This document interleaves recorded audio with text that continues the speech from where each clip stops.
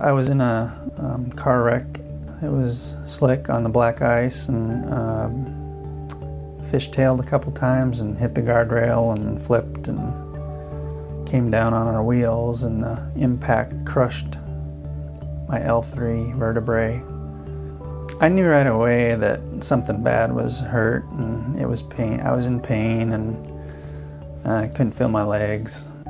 They took me to the hospital here, Central Peninsula Hospital, and I remember Dr. Humphreys telling me that I needed surgery, and he told me that he'd been doing it for like 16 years or something. I can't remember what he said for sure, but I wanted to have it done as quickly as possible instead of going all the way to Anchorage. Hi, I'm Craig Humphreys. I'm an orthopedic spine surgeon. I was called to the emergency room for the fear of the ER doc was this patient had actually caught equina because he wasn't able to urinate and he had some weakness.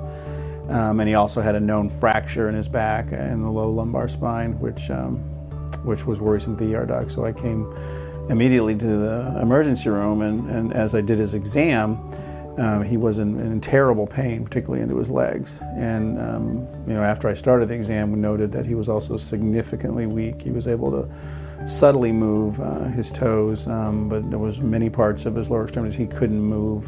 At first glance, he's just a very kind of tough, stoic individual. He slid on ice, I believe, and went off the road.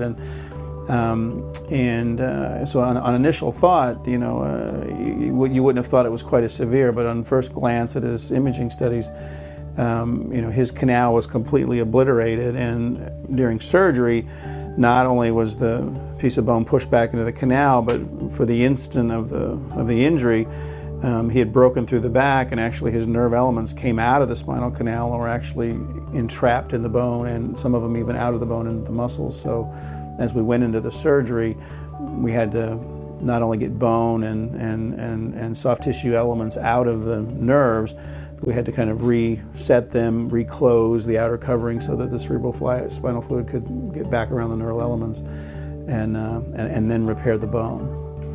Yeah, I feel fortunate that Dr. Humphreys was here and able to do my surgery. Right from the beginning, I got a good feeling from him, and I definitely didn't want to have to wait how many more hours it would have taken me to get to Anchorage.